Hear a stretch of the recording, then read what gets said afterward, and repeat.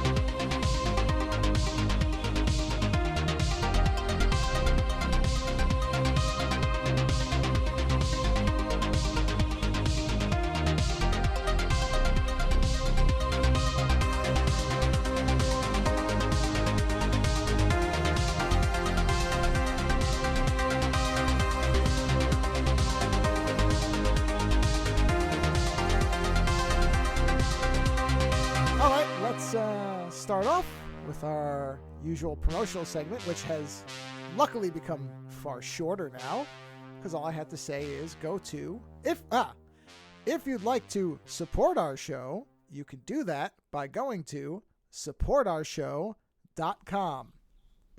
Everything you need is right there. So much shorter, so much easier. Only thing I don't have on there, because I don't know, at some point it will probably expire, is, as I say often and occasionally forget, as far as I know, the code Ozone, O-Z-O-N-E, still gets you 2 months free on Libsyn if you want to do your own podcast.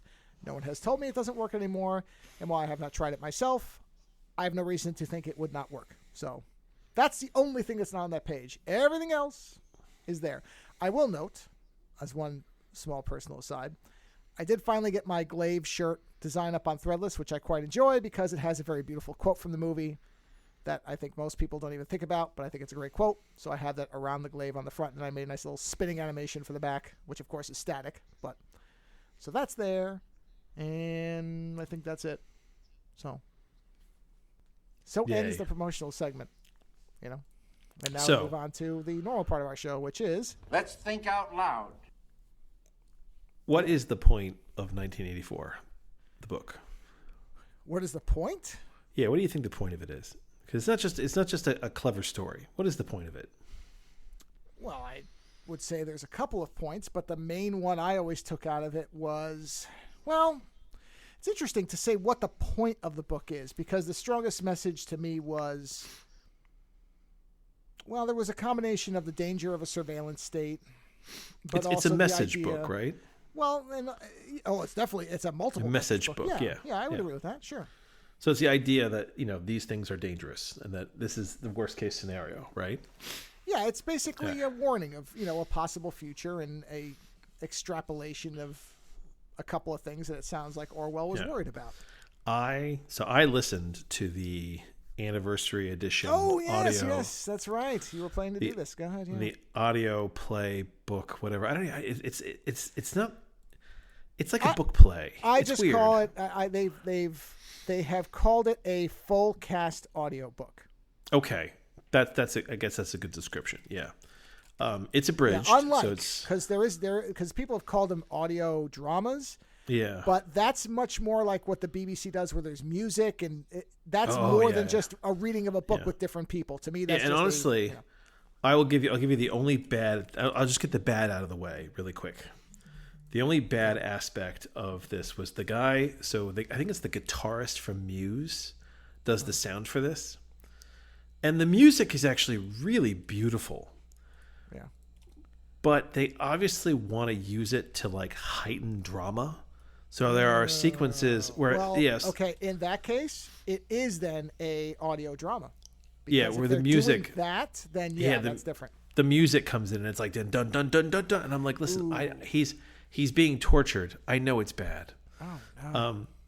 But otherwise, the music is actually really the music itself is very lovely. Yeah, I like it. Sort of ruins it for me then. Well, you know what? It does and it doesn't. There are only really two scenes where it comes in such a way where I was like, that's a bit much. The rest of the time, I'm like, it's okay. That's the only thing that was weird. I'll be honest, that kills any interest I have in that. Oh no! See, it's sad too. No, you know what? I'm telling you, I don't like when. I'll say this: if they're gonna do that, I would prefer to have a version with no soundtrack, and I get to pick the option, and I would listen to it first without it. Yeah. And then I would listen to it with it. Yeah. So here's the thing: when I love the Neuromancer audiobook that William Gibson did, and he got Bono and The Edge to do like music for it, right? Yeah. And the music in that audiobook, it comes in very after the fact. It's never overwhelming to the literature. Do you know what I mean? Whereas with this, I feel like they I don't like it at all. Really? I love it. I really have. I'm struggling now to think of. Yeah. If there's ever been a one. No, I like it when they do sound effects. Sound effects make a lot of sense to me. But no soundtrack. I don't like soundtracks. Okay. I think that it artificially for books, let's be clear. makes you for books. Yeah, for books. I love soundtracks and movies. Soundtracks and movies are different. So now the only thing is, if the author did the music, for example, if John Carpenter did a book and did the music, I would completely be fine with it because it's that person's. There's very specific examples. It's an element of the art. Well, and also because I trust John Carpenter to know what he's doing. I don't know if John Carpenter trusts what he's doing. Yeah, well, no, I mean, if he wrote a book and said I'm going to score it, I'd be like, okay, I've relied on you for everything else. But as far as a book, I can't think of one example. If that's the way you work, then no, you will probably not enjoy this because the music is prominent, right? Ugh. Yeah, okay. It is very good though. At times, it honestly, it gets very synth. To be specific, I am sure the music is good. I have no problem with the fact of a soundtrack existing. Yeah. I just don't want it to be fused into the book. It's pretty fused. It's kind of like the musicians. One of the musicians that did the score for our end titles, Oversounds, Robin Ogden. He did a rescore of Night of the Living Dead with another musician named Dallas Campbell. And they did a version of the movie which has that score. I love Dallas Campbell, by the way. Dallas Campbell's great. And the score is fantastic, but I can, I like the fact that they released it. No. It's a movie, so it's different. Okay. And I watched it and I went, okay, this is really good, but I like the original where the music wasn't this, where it was simpler. I appreciate that it's there, but I like the fact that I have my option of which thing to use. Yeah. Well, they also did 2001, so it's the same thing. So the music, I just want to get that out of the way. The music is the thing. Beyond that, it is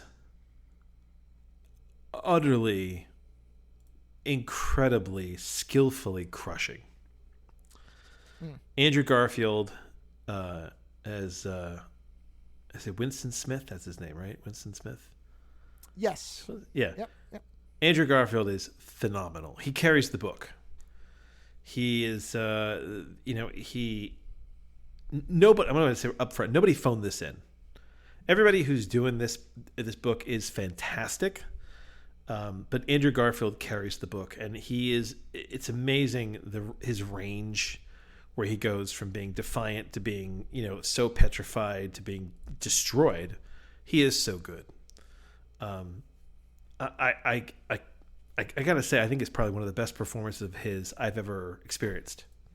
Right? Listening to this made me want to see Andrew Garfield do this as a movie because his performance was so good. Now, the woman, I don't remember her name, the actress who does his love interest, she's very good as well. The way she does this thing where she shifts her voice, where she goes from basically faking the party line to suddenly being honest with Smith. She is very good. The two of them, who are the two people you spend the most time with in the book, they are fantastic. For me, it was a movie in my head the whole time, right? And that's also the audio work. The audio work is fantastic. They created all these sort of audio environments. The way I listened to it is I basically had a long car ride today because I was traveling, and I just put it on at the beginning of my travel and boosted the volume up, and that was my whole world for the next 3.5 hours, right? Sound effects are great. Everything is very well done. They gave you just enough atmospheric sound and people. That's the other thing I like too, is they give you the voices that you would normally hear, like, oh, people were saying this, that, and the other thing in the background. Like, that's the way you'd write it almost. They put those voices in, so when there's a crowd, like, you can kind of hear people muttering in the background. You know how, like, you played that sound effect of, like, you being in, like, a coffee shop or something like that. There you go, yeah. Except with this, they had all, like, the mutterings and all the people talking and kind of giving you facts, like that. Now I can't hear anything. Yeah, that last one was so loud I couldn't hear anything. Oh, but good, yes, good. but it's subtle. It's subtle so that you hear these things, you pick them up, but they aren't overwhelming. Sure. So he's I know why that was loud. Sorry, I didn't realize I'd have the reduced volume on. Oh, there you go. More like this. Yeah, that's not so bad. Yeah, not so bad. Yeah. So that they use these environments, and they do a really good job of injecting them throughout. There's various actors throughout. They're all very, very good. No one's bad.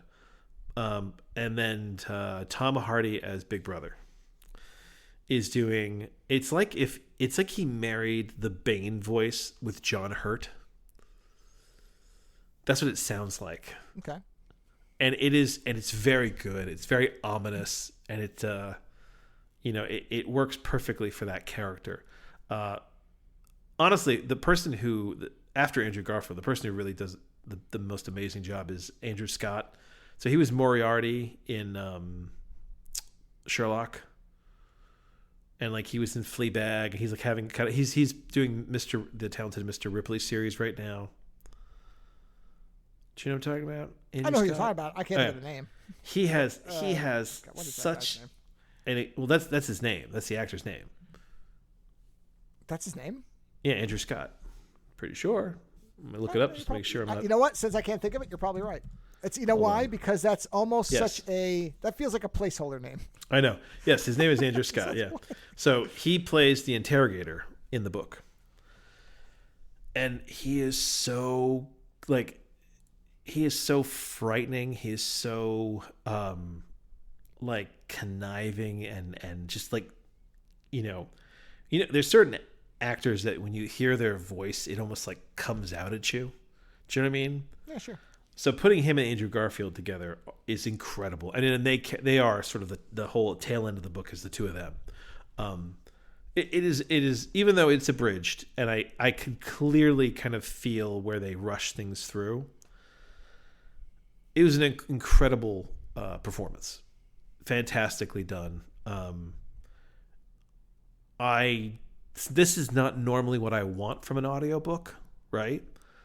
But as a performance piece, it was really something fantastic to experience. That said, 1984 is fucking depressing. And it raises a lot of questions. I mean, for one, there's a thing in that book where there's the debate of whether you want to have a good life, secretly have a good life, and get it and break the follow the little rules so you can break the big rules, right? And just kind of live your own quiet life and let the world tear itself apart, right? And then there's the other side of it, which is but you can't just let this happen. You have to try and change things. You have to know that at least in your death, you are trying to make things better, right? And that's kind of the big question in the book for me in 1984, where Smith decides that it's not enough for him to just have the girl and live a quiet life, that this is wrong, and that he wants to do something to fight back. But then the depressing part about it is that in the end, the system crushes him. This is not even the Brazil ending. That's the worst part about it, because there's a lot of connections between 1984 and Brazil, right? And I would argue that Brazil is more hopeful than 1984, because in 1984, every last thing is taken away from Smith. The last thing he has is that he loves Julia. That was her name, Julia. He loves Julia, and they can't take that away from him. He loves her no matter what. And they finally find a way at the end of this book to crush him and take that love away from him. That he would basically give her up to escape what they're doing to him, right? So they fully crush him.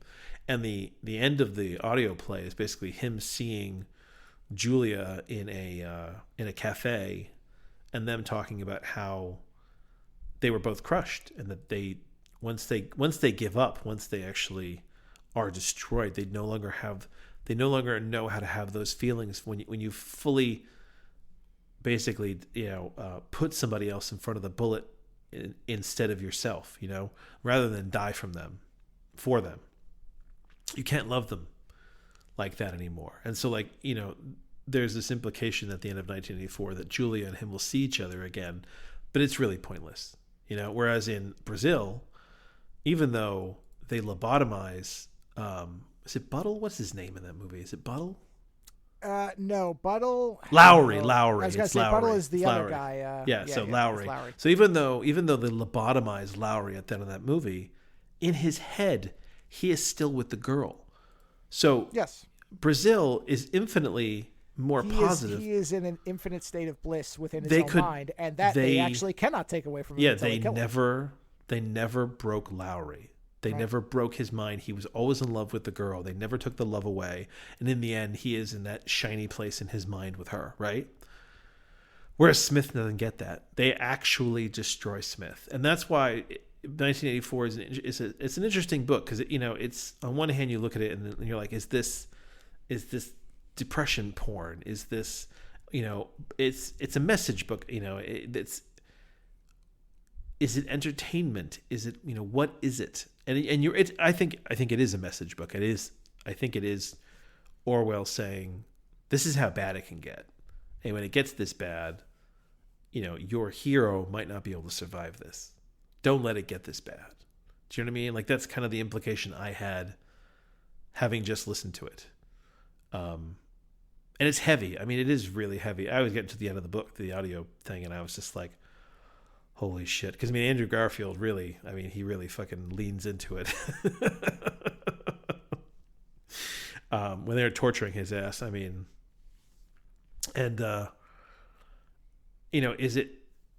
is the message, don't let this happen?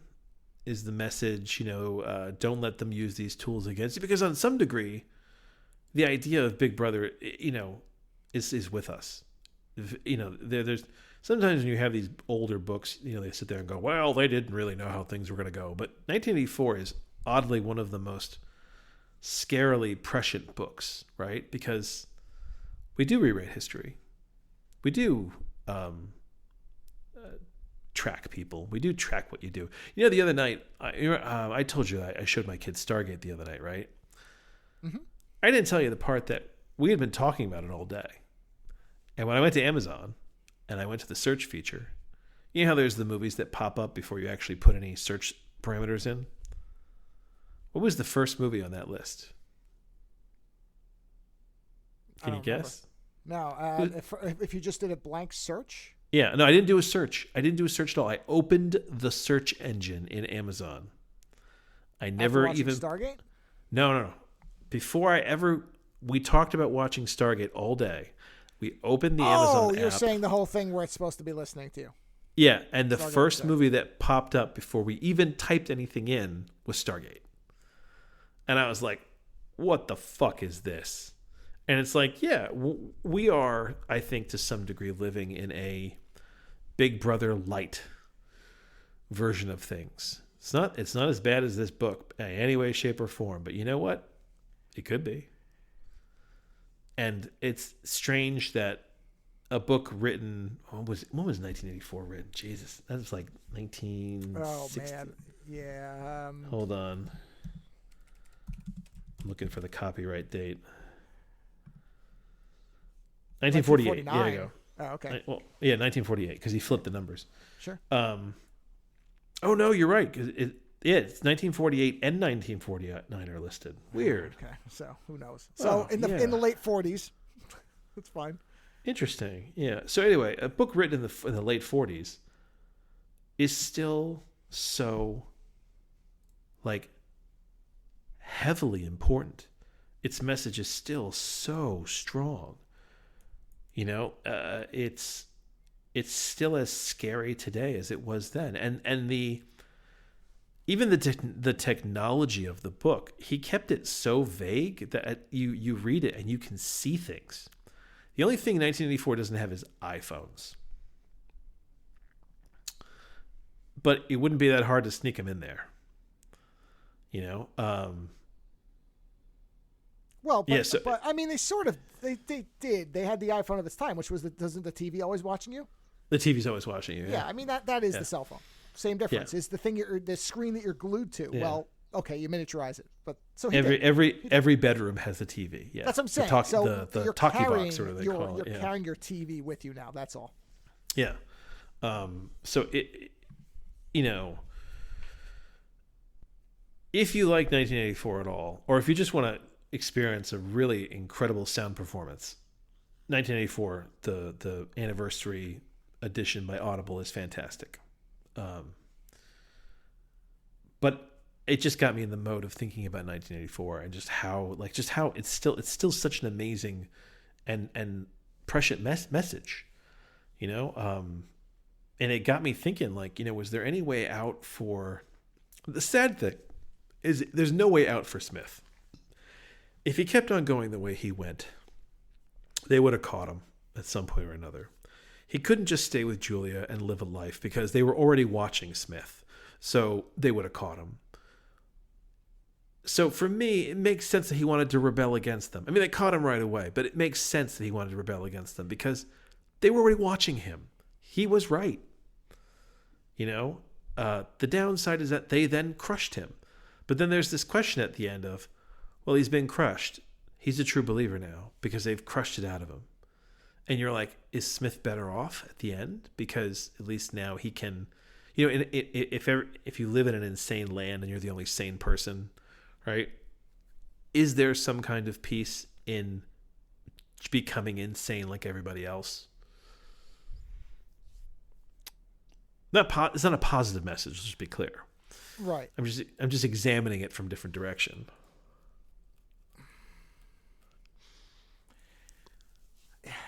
It's interesting. It's interesting to consider the book in a modern context. That's the thing. Yeah.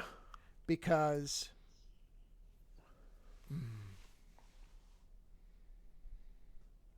I don't really know how to answer that, to be honest.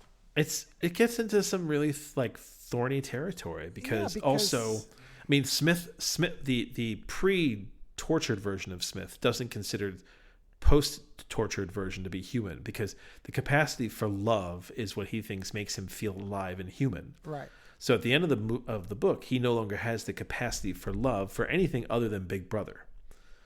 Right? So he is not truly a human by his own terrorized standards, but he is less driven.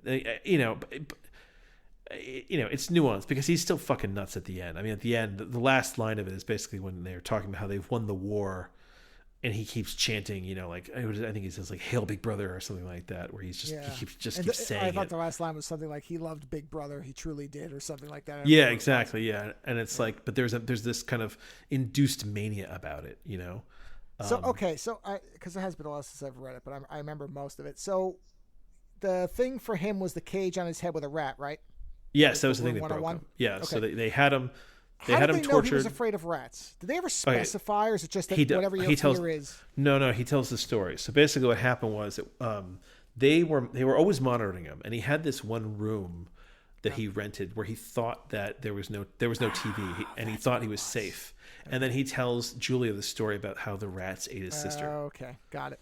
Yeah, I could never remember that part of it. That's right. So when they put the rats on his head, that's the thing that breaks him. Yeah. And they were saying how everybody has a fear. We can always figure out the fear because they're watching everybody. That's what it is. In the end, they can always win because of that. Yeah, because they, because of the psychology, right? Yeah. So yeah, it is as pertinent today as when I read it. It's always one of the things I liked about Ronin, where the guy's like, "Oh, we were told to hold out indefinitely," and De Niro's like, "Oh, nobody holds out indefinitely." He's like, you could do things to hold out, but eventually everybody breaks. And then he does it with the grasshopper joke. But I always like the fact that he very clearly says, you're full of shit. No one holds out forever. They will get you. It's just a matter of how. So no matter how good you are, they're going to get it out of you. And that's the thing is, people are like, oh, if you have nothing to lose, everybody has a fear. Everyone fears something. There is nobody without fear. Unless you're literally, I don't know. I'm gonna say there's damaged enough to not. Yeah, I'm gonna say that there might be somebody out there who doesn't have that. Okay, but that would be an average individual. Yeah, exactly. That's an extreme. Obviously, ruling out extreme cases. Most people. 99% of people are afraid of something. Yeah. Oh yeah. Yeah. And unless you're hyposensitive, where you don't feel pain, they could always resort to pain. Yeah.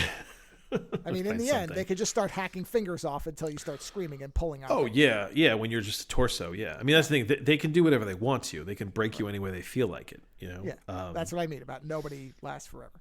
Which is the cruelty of the system. Sure. And Andrew Scott is just so diabolical. Like, the way he starts talking, like, there's just something so...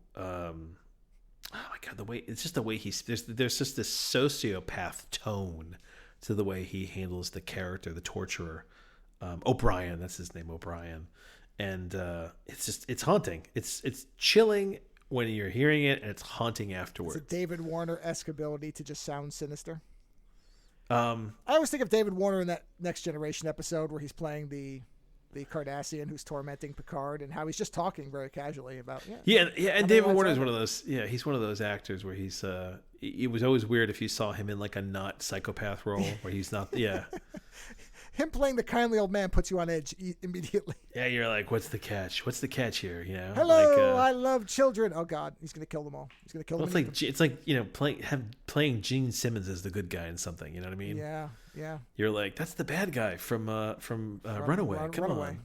Yeah. So I cannot go on enough about the performances. Like Andrew Garfield and Scott are just astounding, and Julia is very good too. But it's just the power of 1984. I mean, it's still with us. And I was saying, it's as powerful today as when I read it in my youth.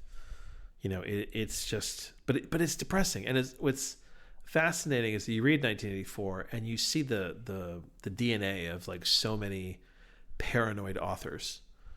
Like Philip K. Dick is in there. A lot of authors are there. You see the DNA for them. But the message is very straightforward, which is that, when you have this if you let this kind of world happen, it's so hard to reverse course on it, because once history becomes malleable, well, then does it really matter at all? I mean, that's the thing is once there's that great line they say where it's like, there is no past, or if you control the present, you control the past, and if you control the past, you control the future, or something like that. And they're right. Like, that's the thing. George Orwell was a very smart man, and none of this is necessarily illogical. It may have seemed fanciful at the time, but today it's even more scary, because everything is listening. Phone is listening. I mean, we don't have a big. Honestly, the joke of it is that the only thing that's saved us from from 1984 Big Brother is capitalism, because everyone's listening to you, but they don't want to control you, in as much as they just want to control you so they can get your money. So they're listening so that they can better design their system to get every last fucking cent out of you. But they don't they don't want to kill you. They just want you to be their undying slave customer. I was going to say, if they kill everybody, they have to do the work. So yeah, exactly. That's no good. But what I'm saying is, like, it's not. We often we go on about these technologies, but we never very often bitch about the government.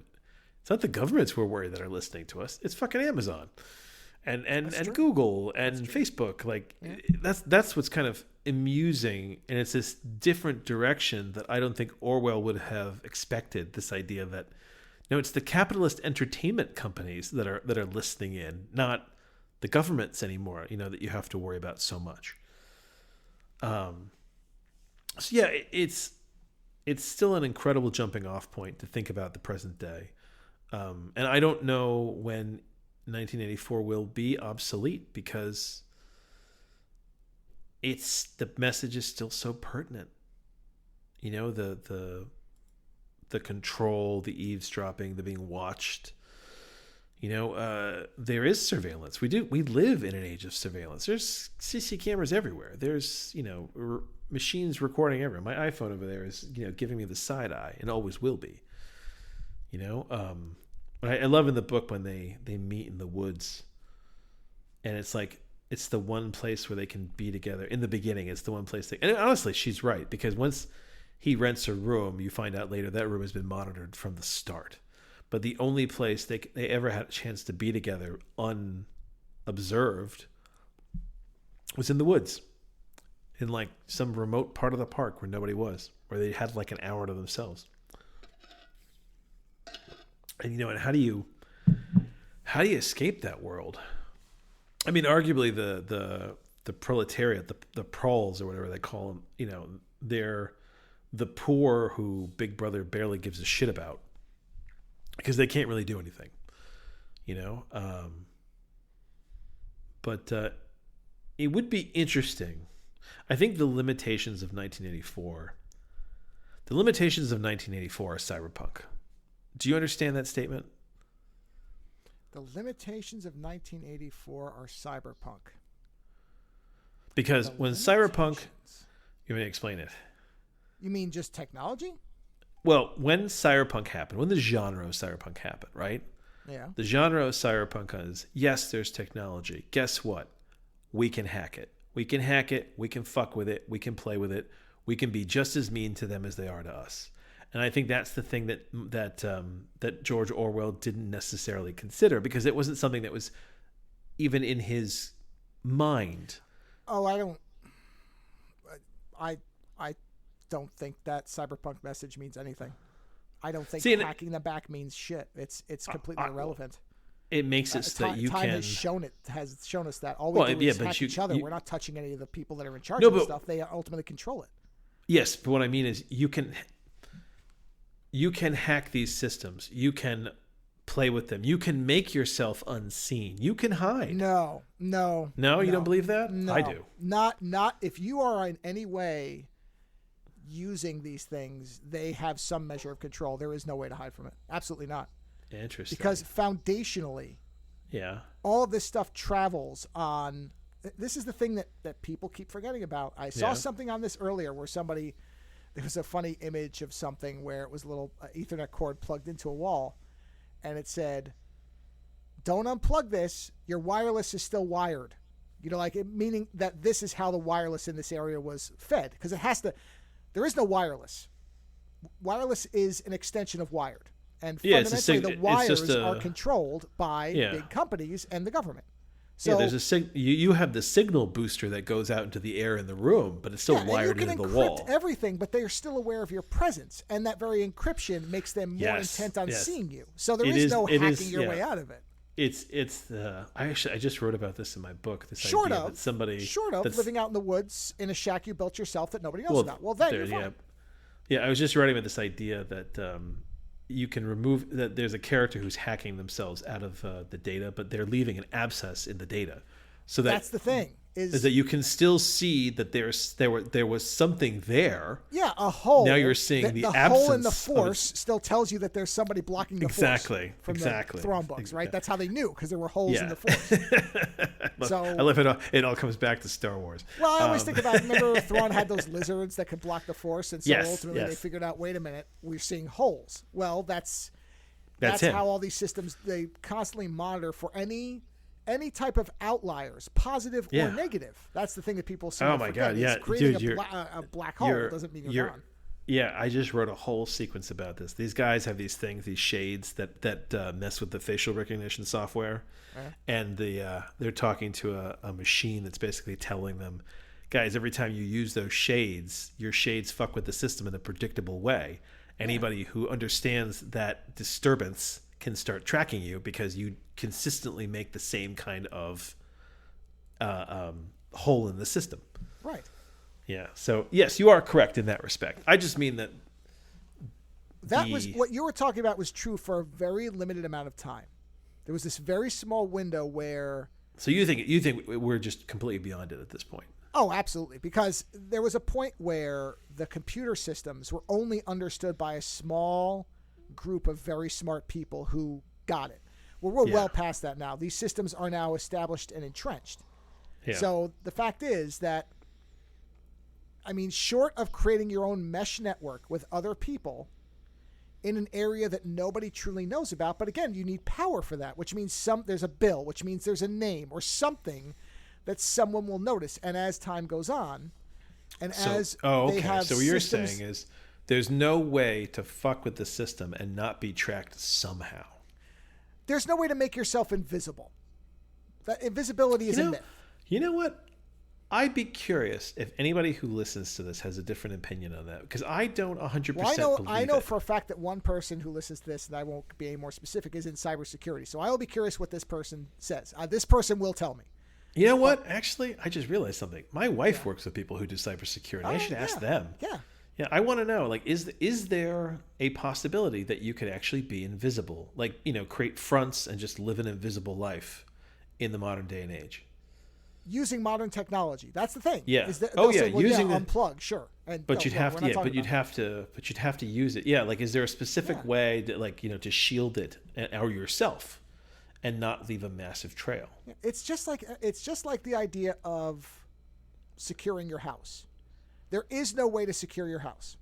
All what you're trying to do is make it where somebody else is the better target. You're trying to make it as difficult as possible. Yeah, you impose difficulty so they take the easier thing. But if somebody's targeting you, they're getting in, and that's the same as everything. Yeah, and then you kill them. That's true, and that's what I mean about it. There was probably about a 10-year period where the cyberpunk ideal of and this is the 80s. Reversing the flow. Yeah. No, this is the 80s. Yeah, cyberpunk was. But what I'm saying is that it was a new idea. This idea that we don't need to be overwhelmed by Big Brother. Ultimately, Orwell's thing goes right past cyberpunk, because 1984. It's not as if one day there weren't the TVs watching you, the next day there were. There was a period of them building up this thing, and that's what the surveillance state is now. It's been a period of governments and private companies understanding how all of the interconnected systems and. This is the other thing, is a lot of them wisely saw and are correct that it has now become the same way that people say the internet is now a utility. Everybody needs to have it. That has a dark side to it, which means now everything relies on it. How can you bank without the internet? How can you do My mother always bitches that there's all this stuff she has to do with the city, and they're like, "We want your email." And she's of course. I don't have an email. Or your phone number or something. Yeah. How can you not have an email? And eventually, cars will all be online, and they'll be monitored constantly, and it will not be an option. You will not be able to not have it. It just will be. Oh, they'll put it under the guise of, I know, security. And you said if you buy a classic car, they'll just tell you have to get this unit for it. You won't be able to get insurance.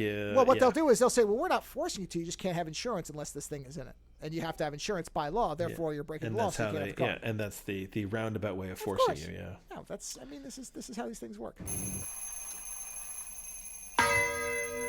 It's 7 o'clock. Do you know where your freedom is? That's what it is. God.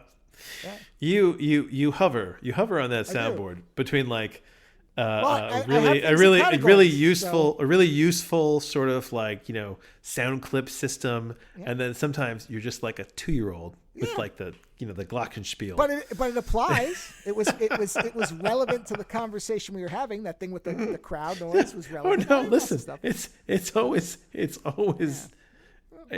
never off kilt. It's never off the point. It's just very funny. The nice part about it is we have had a very steady cadence to our shows for a very long time. It's just a little bit of a thing to kind of, introduce little perks and hiccups into it. So people are like, oh, that's cute. They're doing little things to try to keep it interesting in case we're just getting dreadfully boring. Is this like trying to make the bedroom interesting? We're like, honey, I'm going to dress up as a police officer and you dress up like a chicken. Well, I was thinking more like Robin Hood and Maid Marian, but sure. Yeah. Why not? All right. You dress up like Maid Marian. She dresses up like Robin Hood. Yeah, whatever. I don't. And I then don't, and then cue the waterworks. why would you assume it would be otherwise? I have no problem playing Maid Marian. I don't like tight underwear, so if you give me a skirt that I can go commando in, I'll be fine. There's an image for everybody. Enjoy that. Is that a trans Maid Marian?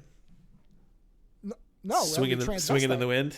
No, that's not trans. I'm still a guy. I'm just transvestite. Yes, why can a man not be Maid Marian? Yeah. You know, I'm Mr. Marian, like Mr. Mom. Mr. Marian. Show title, Mr. Marian. Well, Marian. I will say that I do think that Is Maid Marian with an E or an O? Marian, isn't it? Yeah. Marien? I'm gonna look it up. Maid Marian was Marian. Okay, Marian. Okay, got it. I thought it might be Marion. Marian. Experiencing 1984 again reminds me to try to enjoy the fuck out of life as much as you can. Because that is the only victory you can really have. Enjoy it as much as you can. Don't let anyone tell you that you have to be a certain way. If you can go without the surveillance technology, you know what? It might be nice to go without it. How can you anymore? Well, you can listen. You cannot get all the plastic out of your life, but you can limit it a little bit. Oh, sure. And you can limit the surveillance technology a little bit. Listen, I don't have Alexa and all these fucking things in my house. That doesn't mean that I don't have surveillance technology in my house. It just means that I don't have those. You know what I mean? Like, it's all about, it's a diet. It's trying to limit your intake of this stuff. There's people who have, Alexas in every room of their house and the bathroom. Yeah. So it's like, yeah. And I don't want it in the cars. I really don't. That is the one place where it is. We have time on that. Look, it's not going to, I don't think you and I will be alive when it is enforced. The over technological ness of cars today is beginning to fucking really irritate me. Please, this is one of my, this. I've got on about the waste level technology, and I still maintain that. Just the braking system, the smart braking system. That's yes. I said belt up, put tech in, belt down, keep it out. Simple as that. My smart brake system has nearly killed me a few times. I love it when this is a classic example of how this is probably how I die. When you're trying to you're coming out of a parking lot and you're going perpendicular into like a two-way road, right? And you have to cut in really quick because there's traffic moving quickly, right? So you have to time it to get in between two cars, but you have to start driving when there's already a car halfway through the space, right? It's the whole you gotta jump while there's actually room, but you do that by jumping early, right? So you hit the gas and your car immediately goes, there's a car there, and kills your gas. But you're already going, and you just roll lazily into traffic. And you nearly get T-boned. There you go. One of these days, I will get T-boned. It'll be the fucking car's fault. Probably. And I hate that because they just keep jamming all these systems in there. And it's like, hey, you know what? Listen, either let me drive the car or don't drive the car. Just drive it or don't drive it. I'm done. But beyond all that, it is a beautiful audiobook. So if you like 1984 at all, or if you just want to hear a really good audio performance, it was really fantastic. The music can at times be unnecessarily involved. That said, it is beautiful music. So I got over that because it was so good. And I'm almost curious now to see what are other really good examples of this kind of media. They tried to do a Neuromancer one. The BBC did at some point, and I hated it. I think you liked it more than I did. Where they had a full cast thing. I think I did like that one. Yeah, if I remember that one correctly, I did like it. Yeah. So but you like William Gibson's kind of monotone narration. I do like his drawl. Yeah. And I don't mind it, but I thought the cast did a very good job of, and that had the sound effect thing. I don't remember that having music. Yeah. It may have had incidental, but. So I do like the sound of Scarlett Johansson's voice. There's something kind of smoky about it for me. And I saw that she does a reading of Alice in Wonderland. And I was Oh, boy. really tempted to get that, but it's an Audible only. You can't get it like in the iTunes store. Okay. Well, of course you can. You can get it elsewhere. Well, I'm sure you can, but I wasn't able to get it before my trip. But like I like that idea of getting like some actor or actress whose voice you really like and having them read something to you and just have that kind of like ASMR effect, while you're enjoying a book. Because the woman who reads Pattern Rec for Tantor Media, I really love the way she reads that book. And I liked it so much that in Tantor Media, they'll let you actually look for books by the narrator. And I went and she did The Art of War.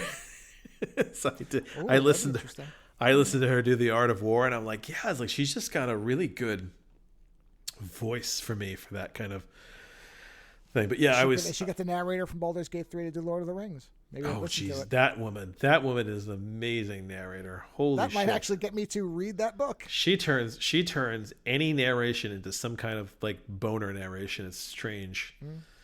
God. Everything is so like what do they call it? What is that phone sex voice? Does layer over a sensual texture to everything. Yeah, it is sensual. Yeah, it's so overly sensual. Like even when it's bad, like in the game when you do something wrong and she's narrating how they're deciding whether or not to kill you. But even the way she says it, where it's like it's just so sexy, where you're like, are they going to kill me, or are they threatening me with an orgy? Once again, you've stepped on your balls and impaled yourself on your own dick. Wow. Yeah, I guess I have. Yeah, exactly. And that's the reaction you have. You're like, well, yes, I think I better had. Yeah. So she's sounds so bad when you tell it to me. Yeah. She's fantastic. You know what? I wonder if she has. What is her name? Do you remember what her name was? I have no idea. Hold on. I can't remember names very narrator. Her name is Amelia Tyler. Okay, so has Amelia Tyler ever done an audiobook? I would. With a voice like that, she should have. You'd think. Maybe she has. I'm going to say yes. Ooh, she has. See? There you go. No, this can't be the same woman. It could. Hey, look, if she's good at narration, come on. Interesting. What has she done? I don't think this is a book. This is like an audio play. Vina's Planet, Season 1, Broken Promises. That sounds like a narrative podcast or something. Yeah, it is. There's a full cast, and she's part of it. Yeah. Well, that's good. I like those. Yeah, that's good. I would like a book. I could just so go for a book because she does have a wonderful voice for it. Yeah. So, anyhow, that's what I did to my mind today. What did you do to yours? Well, nothing on that level. But I did watch a movie, and is it a happy movie? No, but it's an happy movie. No. Is it happier? Is it happier? No. Oh, this is gonna be one of those podcasts. No, it's not miserable. I don't think it's miserable. It's a strange movie to describe in some ways because it sounds like a downer film, and I guess on paper it is, but at the same time the way the movie plays, it's not really sad. It's just kind of all right. Well, let's just get into it because I can talk about it and describe it better. But I wouldn't call it a sad movie. I would call it a movie about forces of nature. I guess that's the way to say it. And sometimes forces of nature are not avoidable, and there is a natural order to things, and you don't want to disrupt it. So the movie is from, I believe it's 77? Oh, no, I'm sorry, 70. Oh, wow. Is this the right one? No, this is the other. Okay, hold on. There's two movies with the same title. Let's see, is it 84? Yes, it's 84, sorry. Or 83, right. I guess. It's called Soul Survivor from 1983 or 4. Wait, soul as in the only soul person? Of your shoe. Soul of your shoe. Okay. Yeah, so number 1. Yes, only one left. Soul Survivor is what it's called. Now, this is a movie that many people say, oh, this is before there was Final Destination films. This is the first Final Destination. And sort of, yeah, it is. And essentially, the short synopsis is a lone survivor of a plane crash is haunted by a feeling unworthy of survival, which is not accurate. Dead people start coming after her to collect her. sort of accurate. So that synopsis is half correct. It is about a woman who survives a plane crash. She's the only one who survives. In fact, specifically a clip she's going to say that she does not feel worthy of living. She doesn't have that survivor syndrome thing. Yeah. So you're going to hear her say that. But she does feel that it's odd that she's alive. And the thing about dead people start coming after her to collect her, yeah, I guess that's accurate, but I think that's a bad description of it. So whatever, let's just go through the movie as we typically do. So the movie starts out, and the movie starts with a woman on a bus with a gun, and she's got blood on her shirt. And we see that for a second, and then we see another woman wake up, and this woman has clearly dreamt of that bus scene that we just saw. And then she sees visions of a plane crashing and a woman surviving and everybody else being dead. And so then this woman immediately calls. We find out she's an actress. She calls her agent. And the agent basically is like, oh, don't start with your psychic visions again. It's, I'm struggling to get you one friggin' job. And you keep telling everybody that you're psychic and you're having dreams. And you know what? If you don't shut up about this, I'm going to drop you and you're not going to be able to work. And so she just kind of shuts up about it. Next thing we see is a plane that's coming into land. And sure enough, the plane crashes, and there's one woman who's left alive, and we see her being taken to the hospital. She's relatively unharmed. She's got a bruised shoulder or something, but she certainly did not. Does she discover she has superpowers? Nope, no superpowers. Nope, nothing. She's just the only person who survived the wreck, and so she's in the hospital for a little while. They're evaluating her, making sure she's okay, and the doctor that is overseeing her happens to be a handsome fella. And she's about the same age, and you can kind of see where this is going to go. But this is the audio where he's getting ready to release her. And specifically that little thing that says she feels unworthy. No, you're going to hear she has no fear. He basically asks her how she's feeling emotionally because, of course, there is that thing that's called survivor syndrome, which he'll bring up. And this is her talking about how she feels. How do you feel, Denise? Great. I'm the miracle girl. Didn't you see me in the news? Denise. Dee Dee, okay? Dee Dee. How do you feel? Odd. Depressed? I have reasons for asking. I feel odd. I don't know. Depressed? Oh, but I've had bouts with depression before. I don't know. Denise. Dee Dee. There's a psychological condition called survivor syndrome. Now, a person in your position can often feel guilty about having survived a catastrophe that killed everybody else. A person in your position may even feel unworthy of survival. Nice try, but that's not it. I feel neither guilty nor unworthy. Well, then, you tell me. It's like once I bought this dress at Magnan's. Expensive, so I charged it. And it never showed up on my bill. So I thought, great, a mistake in my favor. I'll just keep my mouth shut.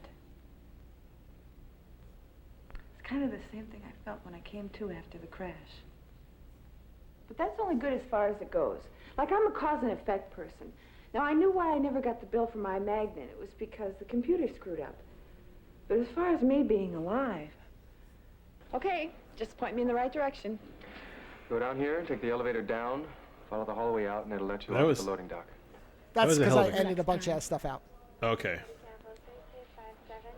That was a hell of a cut, you know. Dee Dee, Yeah. do me a favor. Will you keep it in mind that what happened was just luck, pure and simple?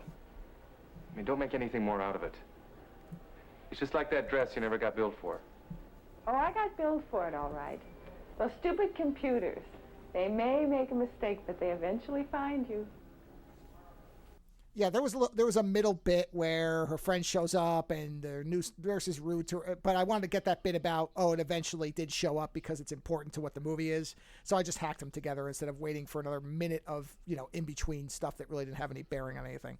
Yeah. So as you're in the clip, she does not feel unworthy. She just feels that something's off, which, and that immediately telegraphs what the movie is that, you can't actually escape death. they don't really ever get into why she escaped it to begin with, because it's not like she's given a clue or anything. So there's little bits of the movie where you go, all right, well, maybe we need another minute or so of something to explain a little bit of why. Because if she had done something to dodge death, to cheat death, some of this movie would make more sense. But she's just lucky. And sometimes people are just lucky. But like I said, the movie is basically telegraphing what it's going to be, which is that now death or something. It's very odd the way they even play the concept of what's coming after her. They never name it death. They refer to it as they, and it's like a force or some group of, I don't know, multiple deaths or whatever that are out there. It's sort of an interesting idea that it's not a reaper with a scythe, but this larger set of mechanisms that just have to make sure that anybody who was supposed to die dies. I kind of like that it's vague. Well, it's the computer. Sort of, yeah, the computer of death, I guess, Compudeath. And so right after that, because he's basically showing her, yeah. Compudeath is so much better than Mr. Marion. Just my opinion. On. All right, Compudeath. Compudeath. There you go. Compudeath. All right, I won't capitalize the D. I had the D capitalized. All right. So anyway, the reason he was saying go down here and this is because there's a bunch of reporters, because as she said, on the Miracle Girl, her news, she's all over the news. There's nothing else. She has a comment about what is there? No other news but me. And they're like, well, you're interesting because you survived this thing and it's a freak accident. So she goes down and she's going in a parking garage to meet her friend. And while she's down there, she happens to look over and she sees this little girl staring at her. And the little girl is soaking wet and dripping water. And the girl's just staring at her. And she goes over to see if she's lost or whatever, and it just so happens that a truck that was sitting nearby suddenly loses its brakes and almost kills her. And then she looks in the truck, there's nobody there. She looks over, the girl's gone, doesn't think much of it, so goes home, and she's at home, and she's sitting around, and she's, calling the doctor, and they're starting to kind of, flirt and do their little thing, so you're seeing where this is going, where it's getting set up. And then there's a lot of people have called the movie boring.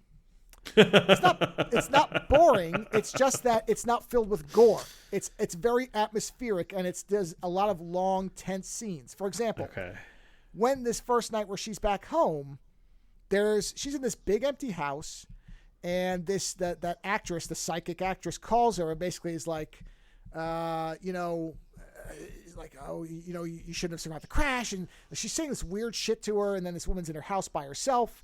And she's hearing all these noises, and she looks over, and she has one of those, the clocks that are the kind of classic 80s clock of the cat with the eyes moving and the tail moving back and forth. Back and forth, yeah. Right? I mean, it's like a creepy fucking thing in the dark. I've seen these clocks in real life. They are terrifying in the dark. So she happens to look over, and it's stopped, and it's just staring at her. And that's all it is. Nothing else is happening, but she's in the dark in her kitchen, staring at this clock that's stopped and staring at her. And it's stuff like that. And there are a couple of jump scares, but mostly it's these long, lingering shots where she just thinks something's off, and the movie just lets that cook. And I think for some people, well, that's boring. So they think it's boring. But for me, it's atmospheric. I think it's actually to the movie's credit that it doesn't have, ghostly skeletons rattling around and going, woo! It's just setting up that, is this her mind? Is this, we know as the audience that something's going on, but it's playing a lot on this idea, because she mentions in that first clip, if you picked it up, where she said, well, I've had bouts of depression. So that's another thing in the movie that's playing up, is that she has had some psychological stuff in the past. And the thing is, we were talking recently about the Night Detectives, the True Detective series in Alaska. Yes. And you had read that it is something supernatural by the end, right? Yes. Yeah. But what's funny is that, so I'm halfway through the show, right? And I realized the other day that everything supernatural only ever happens with the one detective. Yeah. That Jodie Foster's character never specifically experiences anything supernatural so far herself. The other woman my understanding is that only changes at the very last episode or something. Okay, yeah, because I thought, wouldn't it be interesting? I've only read about it. I haven't seen it, so these people could be misinterpreting too. Well, yeah, and that's the thing. No, that's completely wrong. This is the way. I think it'll be interesting if when you get to the end, it's one of those things where, the supernatural stuff happened to people who believe in that shit, whereas Jodie Foster's character, there's always stuff that doesn't make any sense, but doesn't necessarily mean it's supernatural. You know what I mean? Right, and that's what I mean about. I like the fact that the movie gives you some ways where it could, in fact, because they lay out the thing about her past psychological stuff and the rest of it. So even though I was pretty sure, because, you know, the little girl appearing right away kind of gives, but then again, it could have, but it could have been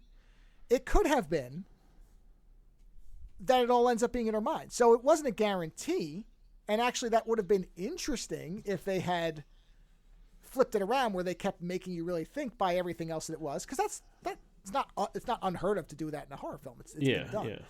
So she meets up with the doctor. So like I said, the thing in her house, nothing happens. It's just her. And that's what I mean about their scenes in the beginning anyway, where, you know, you think, okay, you know, even though she keeps saying, oh, there's nothing wrong, I feel fine, all the rest of it. Well, maybe she doesn't. Maybe it is more than she's giving it the ability to know, right? So next day, she just so happens to be a TV producer or something, and that actress is there, and her presence is making the actress blow her lines. And, you know, so she's at one point, the actress can't do the commercial because she's, I guess, a commercial producer or whatever. And so the actress kind of walks off, and they're like, all right, that's it. You know, this actress is all done. And so she goes, and she's having this nice lunch in the park with the handsome doctor guy. And the doctor guy's like, all right, well, I've got to get back to work now because I'm a handsome doctor man and I've got to go. And so he takes off, and she's in the park, and it's a beautiful day. And then she looks over, and there's just this old man staring at her. And he's just staring at her. And again, he's not doing anything.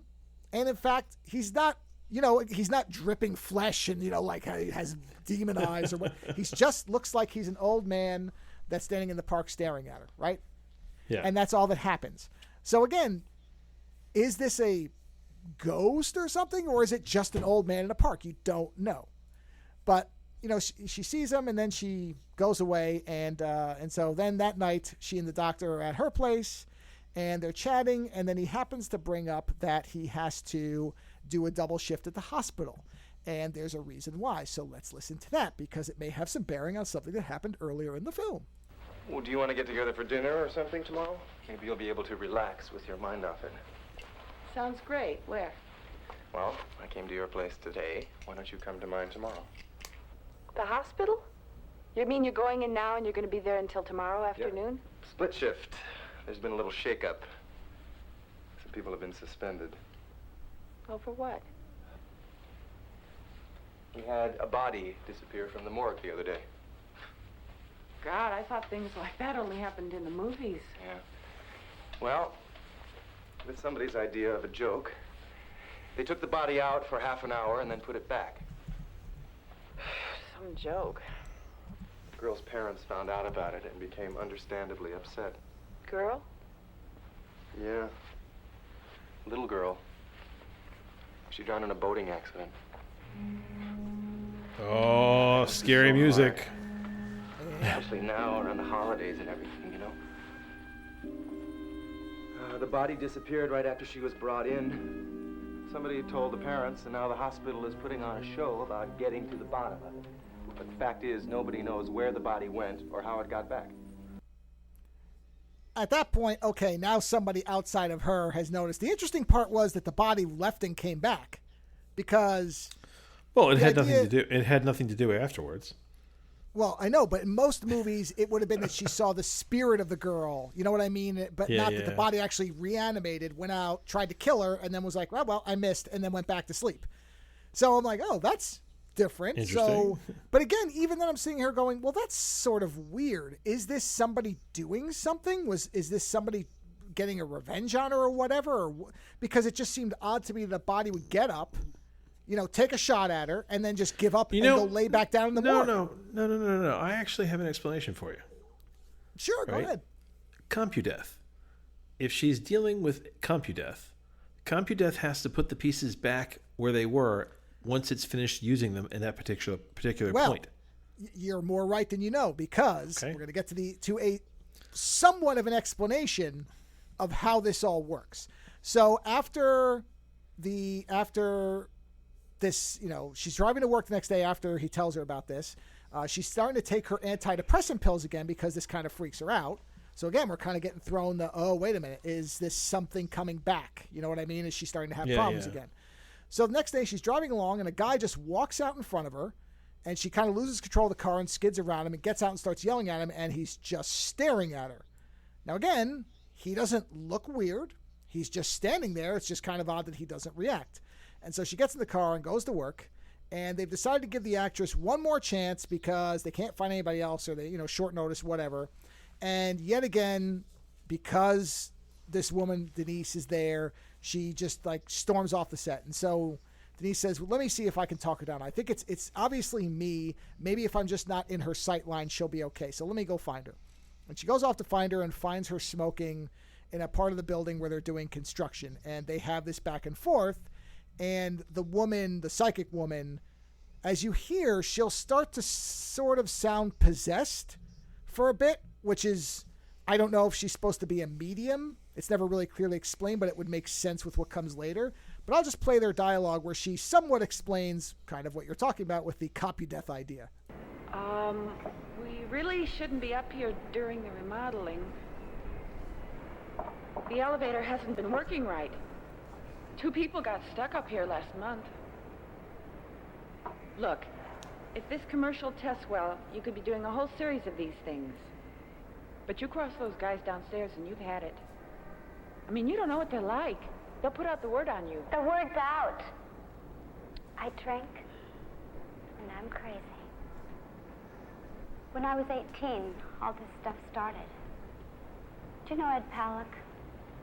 No. I was in this film he was producing. Mr. Palak's wife was going to have a baby. Only I knew about it even before he told everyone. I started having nightmares. Something was wrong with the baby. It was born, a girl, I think. It didn't live long. After that, I tried to warn people I dreamed about. But when you try to tell people about your nightmares, they think you're drunk or crazy. I drink, but I'm not crazy. Excuse me for saying so, Carla, but half the people in this business think they're psychic. Did Blake tell you I tried to stop you from taking that plane? No, he didn't. But so what? I didn't die. I never saw you die. I saw you not die. What are you talking about? No one can stop it, Denise. And anyone who gets in the way, or anyone who knows about it, or anyone who even suspects, will be dealt with. God, Carla, you're not making any sense. I'm sorry. Yeah, so she snaps out of it at the end because she starts saying this thing about, well, if you know about it, which of course she knows about it. So you're like, how did you live this long? But man, you just reminded me of something I meant to tell you at the beginning of the show. Sure. I had a dream the other night, and in the dream you came to visit me, and you brought along a gaming doppelganger of me. Ooh. And it was very funny because in the dream you came to visit me and you had this doppelganger, but the doppelganger was like, it was like a digital but gamer only experience version of me. Yeah. So like the hair was kind of plasticky, like it almost looked like me but uncanny valley me, right? But you were just walking around, and the thing was anything that had to do with like video games, podcasting, being movies, like just being like buddies, the doppelganger was great. But then the second it had to do anything that involved like my kids or my wife, it completely fell apart, because at one point in the dream, you and I had to do something, and my wife was like, well, that's fine, we have a doppelganger, just tell him to go get the kids. And the doppelganger was like, I can't do that. What the fuck are kids? And there was just this really interesting, I don't understand why I had this dream. But in the dream, I just had this just imagery of you sitting there with this doppelganger version of me that was literally based off of my video game and podcast like mindset, but it didn't have any of my private life. It was missing all like my wife and my kids and all that stuff. Sure. So it was just a weird dream, and it's just shit kept popping up in the dream where it was like the doppelganger would hit like a wall where like this is beyond its reason. Very weird. Anyway, sorry. You were talking about, she was in the line. She was talking about dreams, and I suddenly was like, oh shit, yeah. I should tell Joe about that. This weird fucking dream we had. And then the dream, you actually said to me, well, at least it didn't come out a 6 foot muscular woman. Muscular woman. That's what she kept saying to me. Sure. I was like, well, I half expected it to be a 6 foot muscular woman, but no, it looks quite a lot like you. So anyway, go ahead. Well, go I don't on. have a digital doppelganger review hanging around, so I hate to disappoint you, but I don't have any way. Oh well, maybe one day you will. Someday, maybe someday. Yeah, when you get a Vision Pro and you make your avatar, or whatever God. they call it, your persona, I think they call it. Yeah. When it scans your brain, man. It Yeah, scans your assuming brain. they're still making it since they've had to cut production on that because nobody wants it. But anyway, outside of that, in the film, after this discussion with Carla, where again we get a bit of the okay, so this is how it works. So then she mentioned the elevators weren't out working. of curiosity, who told her how it works? Well, she has the X-Men thing. At 18, I started having vision, so puberty kicked in her superpower. So Got it. Okay. She just, I guess, has. But again, her voice kind of, it's not really as obvious in the audio only, but when you see her face starts to get very kind of dead. So it's almost as if something is speaking through her. It's channeling slightly. through her. Yeah, because at the end where she says, "Oh, I'm sorry," like her face, she shakes her head for a second, her face changes, but not big special effect changes. Just the way that some animation comes back into her features, because she's talking, she's just kind of monotoning a bit with the way she's speaking in her face. Yeah. So it's subtle, but I noticed it. I'm like, okay, I think I see what's going on there. So Denise had mentioned, the elevators aren't working, which was foreshadowing for she gets in the elevator. And she hits the 4th floor, but instead it takes her all the way down to the basement, which is a big empty parking garage. And so she's walking around, she starts to hear this noise, and she goes over to the escalators, and there's just a man standing at the top of them. Now, this guy looks a little different than everybody else we've seen. Number one, because he's got a lazy eye. I don't know whether the actor actually had a lazy eye or he could make his eyes kind of look different directions. And his face is slightly pale. Outside of that, he just has a fondness for denim, which is disturbing, but not inherently supernatural. So he's just standing there and staring at her.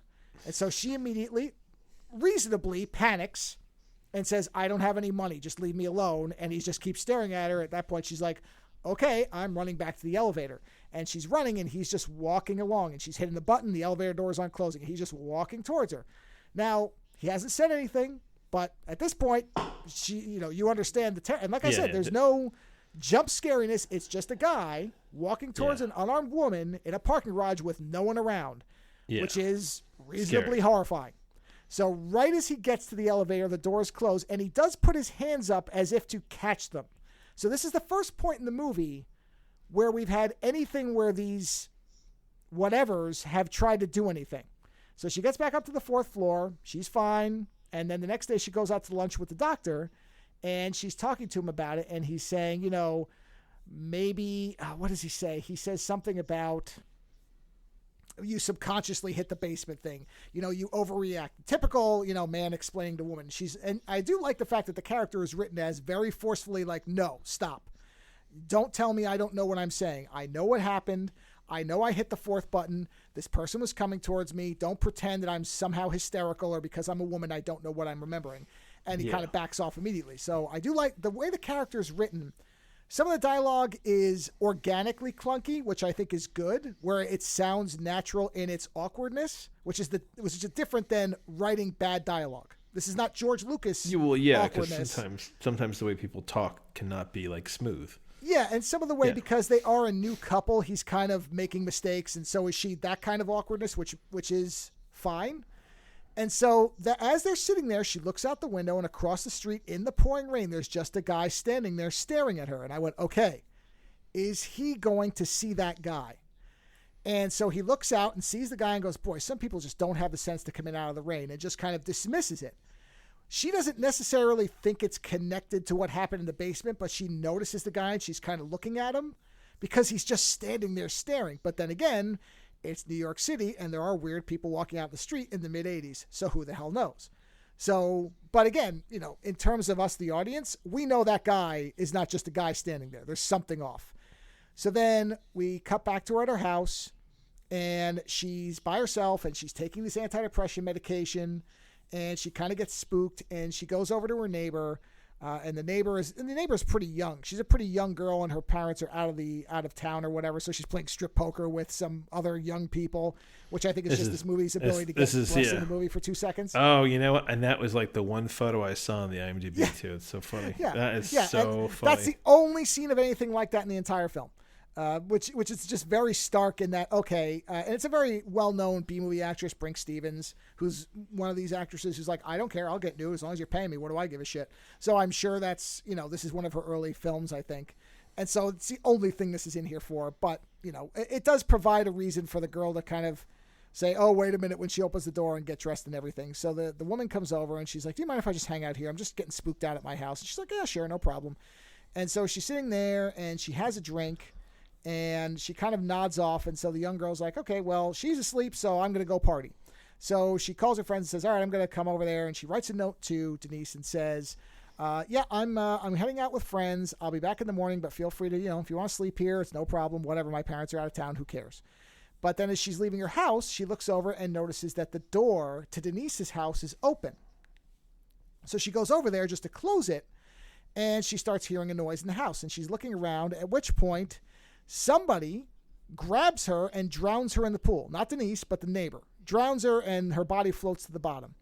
Oh, and Jesus. Yeah, and so when Denise wakes up, she happens to wake up. She says, oh, where'd she go? And she sees the note, but then she notices that the car is in the driveway.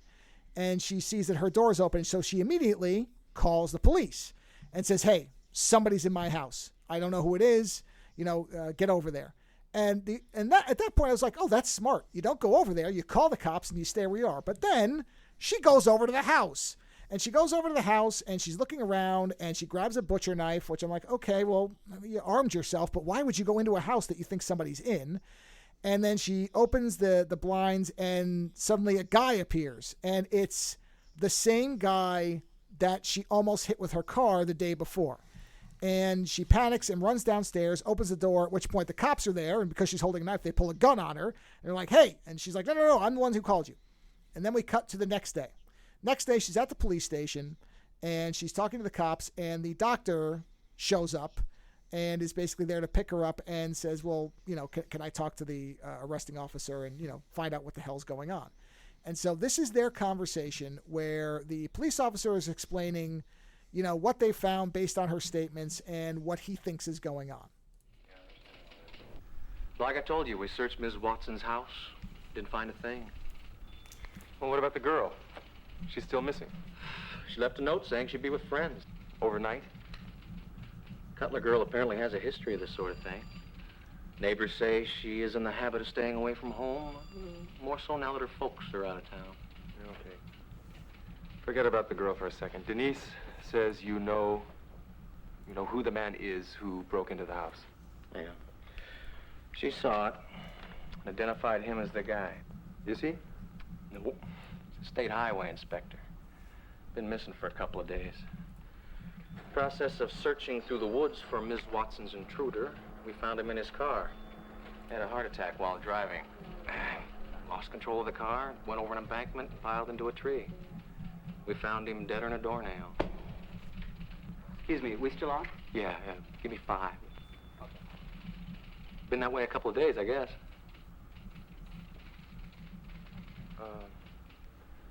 Look, I haven't known Denise all that long, but I don't think she would...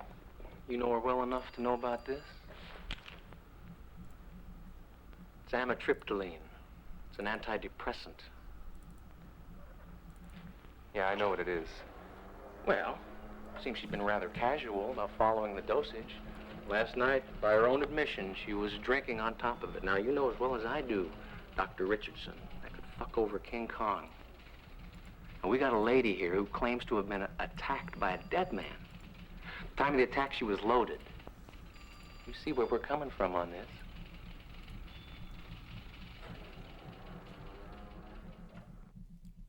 Understandably, they think that she was out of her mind on drugs because she was mixing a drug. Yeah, I love that line. The amount was that she would down King Kong. Would fuck over King Kong. Yes, I thought that was a delightful line too. Yes. So then we cut to her and the doctor in the apartment, and he's basically saying, they're saying that the guy you think you saw was dead and you were drinking on top of this drug. And I'm sure that, and she says, well, I told you that I was, still dealing with after effects of depression. He said, yeah, but you didn't tell me you were taking this. You have to be careful with this because of alcohol. I'm sure the doctor who gave you this said that you could die if you mix alcohol with this. And she says, yes, I know that. I was just spooked out from being in my house by myself. I wasn't thinking about it. I had one little drink. It wasn't a big deal. And I know what I saw. It wasn't the drugs. Again, she's very forcefully like, no, don't tell me I don't know what I was seeing. I know what I was seeing. And he says, okay. He said, let me go. I happen to know the coroner for the county. Let me go down there and see if the police maybe made a mistake. Maybe they misidentified this guy, something. And she's like, okay, fine. So he's like, I'll check it out. So I like the fact that he's like, all right, let me see if he still thinks there's a reasonable explanation, which makes sense because he hasn't seen any of this stuff. So he's thinking, okay, maybe this is a mistake where the cops have misidentified the intruder. They think that, based on her description, because she didn't take a picture of him, so maybe there's two people who look the same. So he goes down to have a discussion with the coroner. Now, you're going to hear a little bit of the chopped audio again because there was a sequence in here. It's not as bad as the other one, but I did shorten. I cut out a part in the middle that really is just nothing, where she gets a call. Denise gets a call from the actress saying, did somebody break into your house? I had a dream. Well, yeah. And she's like, oh, do you think you could maybe get me another shot at a job? And she's like, I can't help you. You freaked them out. That's it. And she's like, okay, well, just be careful or something like that, and hangs up, which of course, freaks her out. But this is the discussion with the coroner where the doctor is trying to figure out if maybe the cops have made an error. And they have, but not in the way the doctor thought. Look at this. You got a kid that gets so bum-tripped over flunking algebra that he wolfs down 20 caps on Mommy's Percodan and checks out. Dumb shit. Somebody should have told him that 5 years from now, nobody would give a rat's ass whether or not he even went to high school. Yeah. Artie, look, I really came by to find out about that guy they just brought in. Oh, the dude from Streets and Public Works. No, highways. Well, same thing. All civil service bullshit. Hey, look, do yourself a favor and stay at Memorial.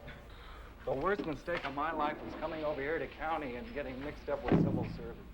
Okay, about this guy. Oh, the highway inspector. Can you imagine this guy has a massive coronary, drives off the highway and bites the big weenie. Cars going back and forth and nobody sees him. Okay, now that's what I was wondering about. Can you let me see a workup on it? What for? Well, I think maybe the cops made a few mistakes. You bet they did. I told them the report was wrong.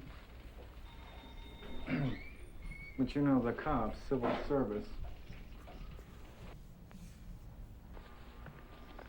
I get the feeling you know something about this. What?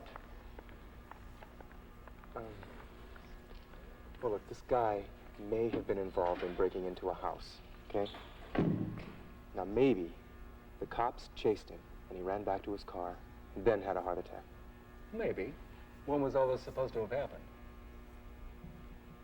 Last night? What? Not a chance. That guy was in the car for at least 48 hours. I was here when they brought him in. He was pretty ripe, if you know what I mean. Clothes all wet, covered with mud. Wait a minute. If he was dead in his car for 2 days, why would he be wet? It only started to rain last night. I mean, if he was in there all the time. Who knows? Maybe the cops dropped him or something and didn't report it. They botched the report anyway. How? They said they found the guy lying face down in the front seat of the car. So? So if the guy died lying face down, all the blood in his body would have settled along here. Didn't it? No. Every drop of blood in that guy's body drained into his legs.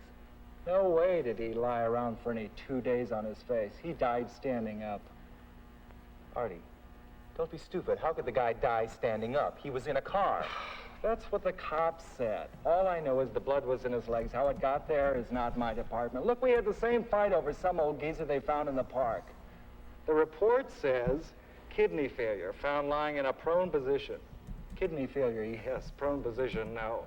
All the blood was in his legs. I point that fact out to this asshole captain in Metro. How'd the blood get in his legs, he says. Not my department, I says. For all I know, he was up and walking around after he died. Artie, thanks. This captain's got no sense of humor. The doctor starts to panic and leaves because now things are starting to add up because she had told him about the guy in the park. And, this guy's telling him things that don't make any sense because he's a doctor, so he understands what he's saying. And so it's dawning on him that, wait a minute, maybe she's not nuts, because too many things are starting to line up with what she's been very, very clear about that she knew was happening the whole time. So he goes to call her because she was staying at his house, and her service says, oh, she said she was going home to pick up some clothes. And so he panics and jumps in the car to go find her.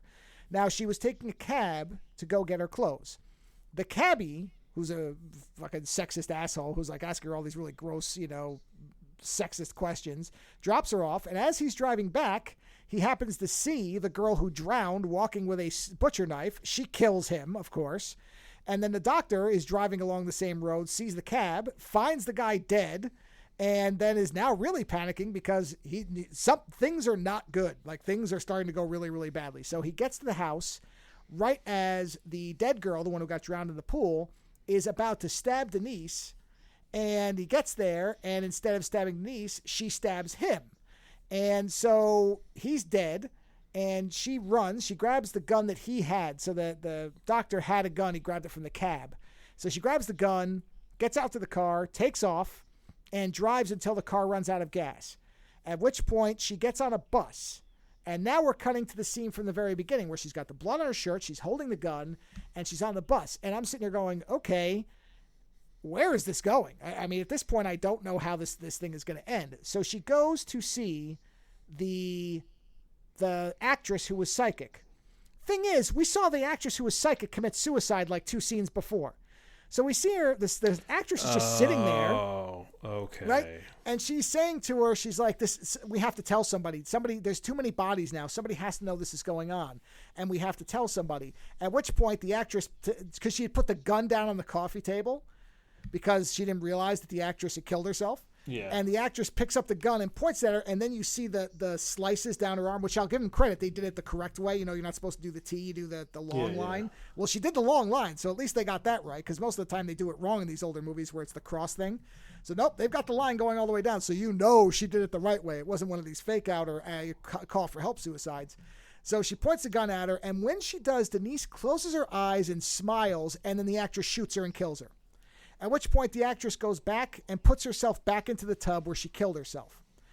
And then we cut to the coroner with all the bodies laid out. And the coroner has the dead girl who drowned with the butcher knife, Denise, the actress, and the doctor, all there laying down. And he basically calls the police, the lieutenant, the guy who he'd argued with before, to tell him that, again, they're getting all these reports wrong. So this is the very end of the film. Well, if you want to be around long enough to get your pension, get Patterson on the line. Right now. Patterson? Okay, so you knew the guy, so what?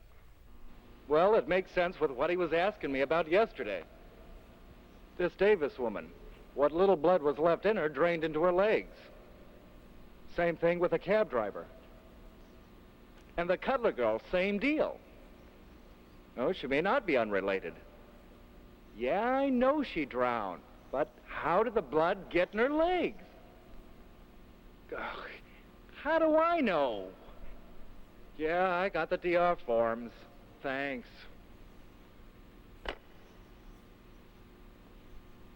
There's something going on here. Maybe this time we'll see if we just can't get to the bottom of it. I'm going to walk this sucker all the way to the top. Might be a promotion in it once I get it figured out. He's saying this, by the way, to the room full of corpses. So, of course, right after he says this, one of them sits up, which is the girl with the knife. I mean, she doesn't have the knife, but she sits up and starts walking towards him. And the last thing of the movie is him turning around and seeing her, and then it cuts to black. So the fact that he said something's going on and I'm going to reveal it is now, they've killed him, and that's going to be the end of it because nobody's listening to him. And that's Compudeath strikes again. Compudeath. Right. So I really liked the movie. It has this, again, it's a slow burn, and there's always this thing where the woman, Denise, she never seems to, I mean, she's reacting reasonably by running from people trying to kill her, but she never says, why me? She always seems to know, because she was talking about the thing where all the you're always going to get billed eventually, and I feel odd, like I got away with buying that dress, except I didn't get away with it. So there is this sense as the movie's going on that she's sort of knows that inevitably she's going to die. And that's why when the woman goes to shoot her, she doesn't even try to, she just smiles and closes her eyes because she knows she's dead. And there's an interesting sense of that through the movie where none of it feels vindictive. It feels like just, again, that there was a disruption and natural forces are realigning things the way they should have been.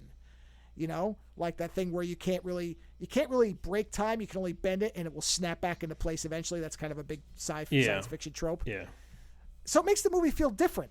I really liked it because it doesn't just have the kind of typical, again, Final Destination thing where it's, you know, playing up the horror and the gore of it. But this feels, I don't know, there's something slightly different about it.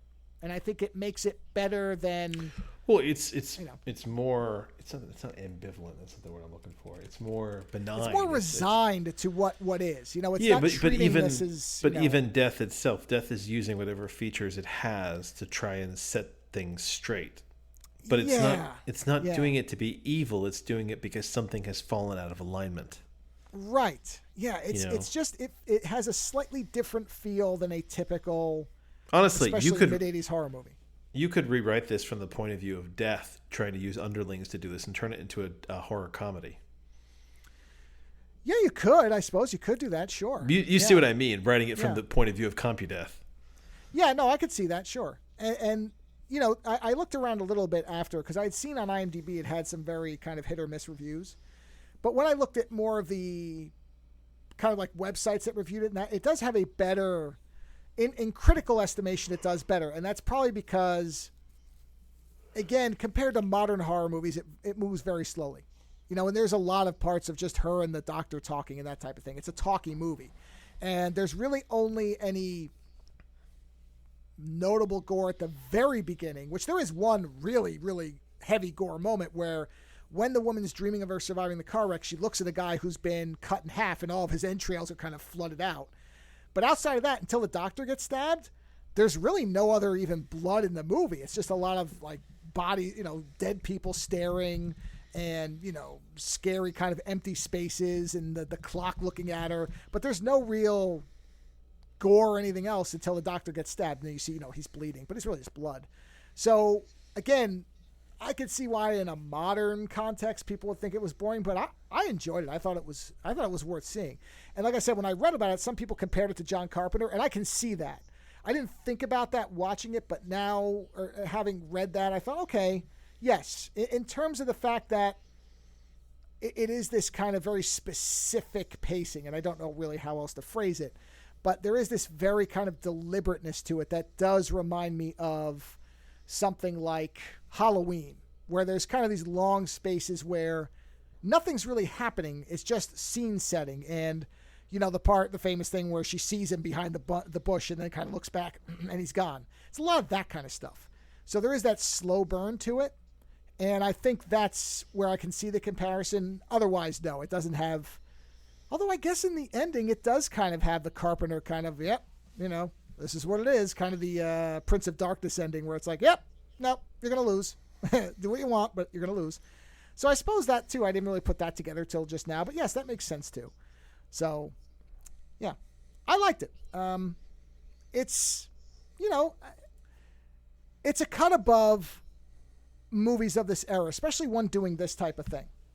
And you can see a direct inspiration point to something like Final Destination. I can see exactly where people see this and think of that. Now, I don't know if the people who made the Final Destination films actually did see this and thought, okay, what if we do a much more almost comically gory version of this? Because that's what the Final Destination films are. They go over the top in the death scenes. Like I can't take those movies seriously anymore. Well, because... no, I don't think they're meant to be outside the first one. No, I know, but what I mean is, ever since I saw, the scene with the logs. Yes, that's a great scene. Ever since I saw them put Leonidas's face on that log. Oh, of course, yeah. I cannot take that scene seriously anymore because every time I see it, all I can think is, "This is Sparta." As he comes through the window. That was one of the most well-known of the ones. Yeah. Man, I can't get over that. So yeah, it has ruined it a bit for me. No, and that's understandable because it is. Should I link it? No, I'll let people find on their own. But yes, that may ruin, those films for them. But like I said, I can see where people draw a line from this movie to that, and whether it was actually part of it or not, it makes is sense. within that same realm of, okay, you can't escape. But that's the one bit of it that to me is, I don't know how to kind of compute it, which is, you heard her say in that one clip, did he tell you I said don't take the flight? And she says, no, he never told me. So Denise didn't, I mean, I guess that's what I mean about it's almost a natural order thing, because in a lot of these movies, the trick is that they found out something, or they had some reason why they knew they were going to die and they did something differently, and that's cheating death. This woman just survived a wreck. Why was she? It was just a glitch. Well, the thing is that's the one piece that is missing to me is, so does that mean that every person who just gets lucky and doesn't die in a mass casualty event is going to be claimed? Although, you know what? Oh, I forgot. There was one thing. Shit. I guess I forgot. There was one little piece of dialogue. I should have captured it. I think the movie is saying that now that I think back on it, because the doctor says, when he's talking to her about survivor syndrome, he says, do you know that most people who have survivor syndrome, a majority of them end up dying either by suicide or by subconsciously putting themselves in harm's way because they feel like they should be dead. And I guess that line would imply that, yes, everybody who does survive something like this does die.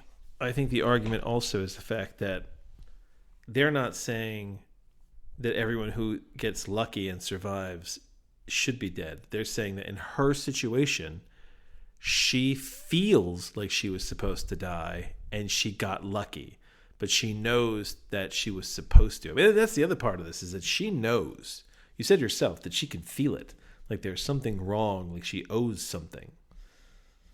So I think there's a differentiation between people who are just lucky and then people who are actually a glitch in the system's plans. And I guess that's the one part that when you said, well, is this a downer film? Well, in that sense it is, because there's no hope for her. Well, not even just the hope part. There is that, but there's no thing that makes it seem like she deserves any of this. So it's just one of these things where, as far as we can tell, a good person, or at least not an evil person, through no fault of their own, got lucky, but doesn't get to be lucky because reason. And we don't know what that reason is. There is no reason given. And that part is a downer. Yeah. No, just reason. That's nature. But that's nature. Well, that's what I meant about it's a force of nature film. So there is that sense to it. But that is one of the elements that I actually kind of like, is that I was sitting here going, okay, I'm trying to figure this thing out because it's not clearly spelled out. And this idea that there are just these bodies that get up and randomly, is this happening everywhere? And just our coroners just drop. Like, it's almost a universe where this movie is revisited as a modern sequel where somebody finds out that all these coroners had died when they just happened to be making notes about people's blood flowing into the wrong place. It's like a Kolchak the Night Stalker type of thing. We're sitting there going, it could be very Kolchak. Yeah. It could be. It's almost like an X-Files episode type of thing where somebody could follow up on this movie and have somebody, I mean, the only problem with that is then you have to explain the whole death thing. Or but honestly, but you don't. You could also make it so that it's like a localized effect. Sure. Maybe or you could have it where the guy looking into it, in fact, is being used by death to kill one person and just didn't realize that he died too. I don't know. You can do a lot of things with it. Oh yeah, like a Sixth Sense type thing. Yeah, like a guy who says, I used to get blackout drunk a lot, and after I woke up on my last one, I said, I'm changing my life and I'm going to try to find this thing out. You find out, well, that last one was the last one. You died. That wasn't a blackout. You died of alcohol poisoning, and you got resurrected to go find this person so that you could get them put into harm's way or whatever. There's ways to do it. That's what I mean about it left me interested.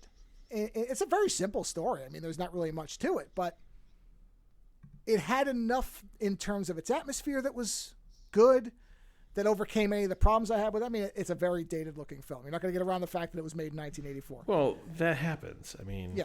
So the thing is, modern conveniences would have to be dealt with in some way. Cell phones and all the rest of this. And would there be an internet weblog about the Compudeath that's following everybody? Would there be an Alex Jones type who's like, I'm telling you, death is out there, and he's going after people, like that kind of shit?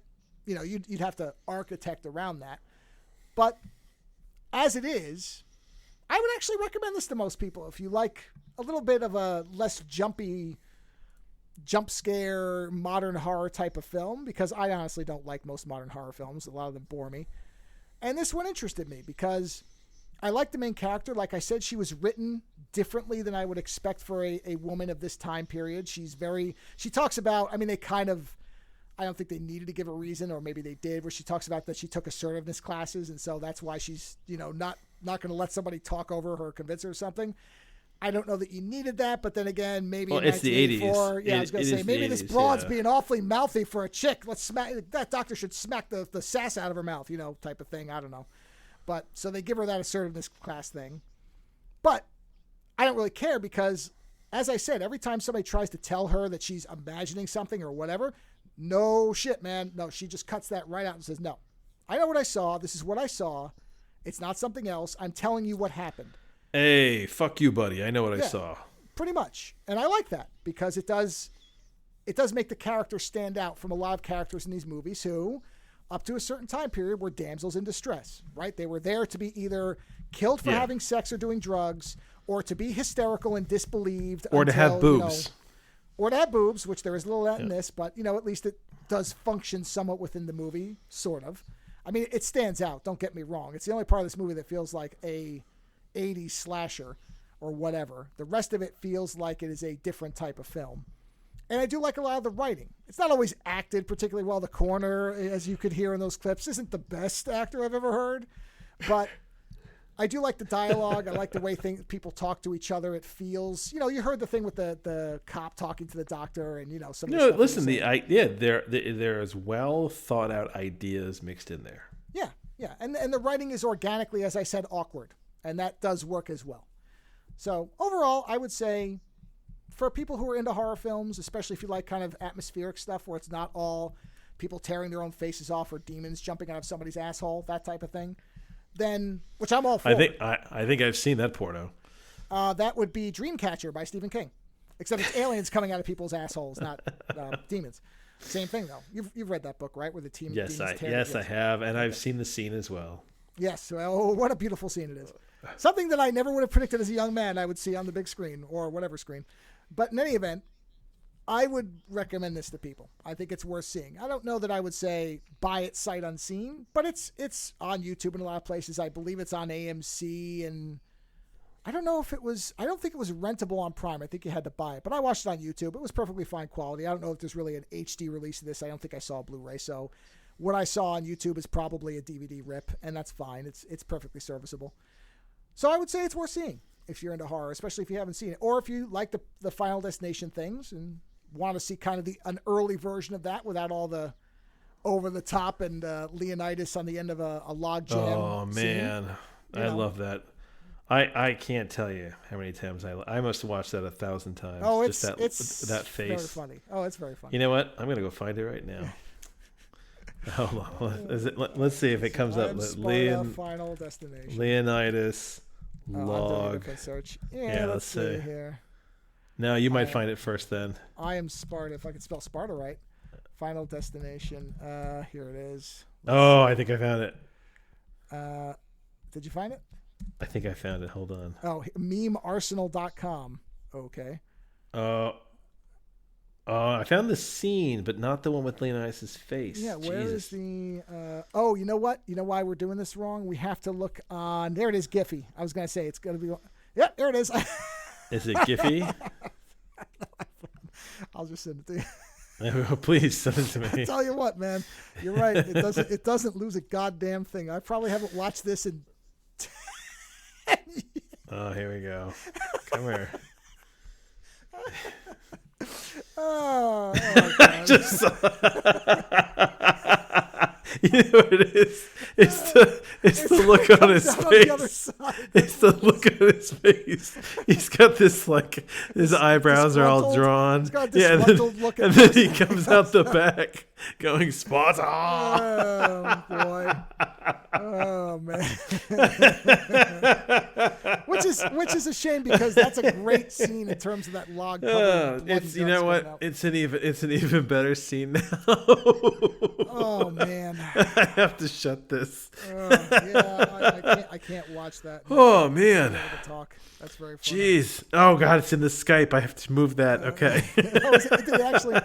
Oh, look at that. It loaded. There it is. It loaded in the Skype. I didn't know it was going on there. I was looking. I At the can't actual make page. sense Oh, and God. have that there. Oh, jeez. Oh, that's the life. Well, that's a good way to end it. If you haven't seen it, you should definitely find it. It's totally go worth find it. That. Yeah, I searched for I Am Sparta Final Destination on tenor.com, which is, Ooh. I'm sure Giphy has it too, but that's where I found it.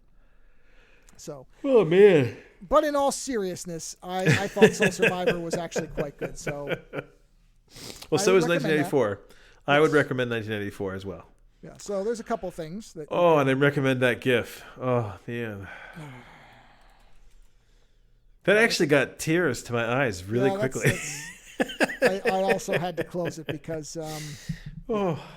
Yeah. And that's it. That's all. That's all I've. That's all we got. Oh! One last thing. On Monday, from the posting of this show, so the Monday after this will be the double feature where Doug Bielmeyer and I talk about Near Dark and From Dusk Till Dawn. We thought that was out already. No, I wanted to save that for May because, right. Well, okay, so here's the explanation of that, just as an ender, is I am not going to do all the elaborate video editing on these things anymore because it takes too much time. Well, it takes too much time and it's getting blocked. And it's getting blocked because now we're talking about more popular movies. I think we got away with it. Oh, yeah. Yeah. And especially because some of the movies we're talking about doing next, there is no way they're not going to get blocked. The only block we got on the version that's going to be released is. Yeah. Can you, out of curiosity, can you use a still and then just put audio dialogue to it? Sometimes you can, sometimes you can't, because sometimes it gets blocked on the soundtrack. Oh, which is music. What on this one it got blocked. I don't care because it's only in Russia, and you know what? I don't care.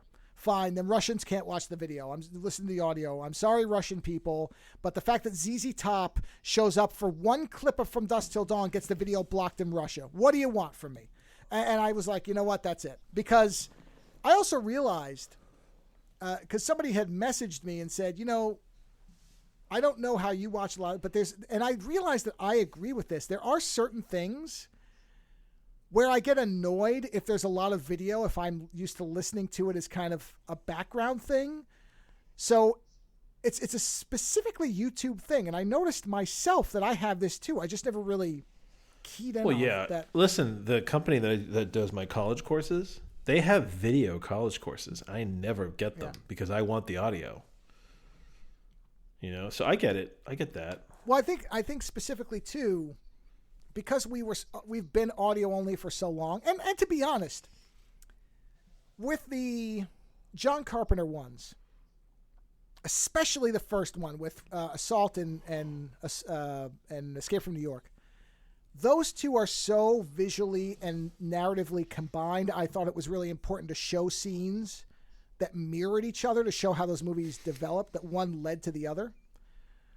But with something like Near Dark and Dusk Till Dawn, they don't really have a connection that way. I don't need to show as much of those movies because, you know, we don't talk about specific scenes that need to be shown the way we did about the Carpenter ones more, especially those first two.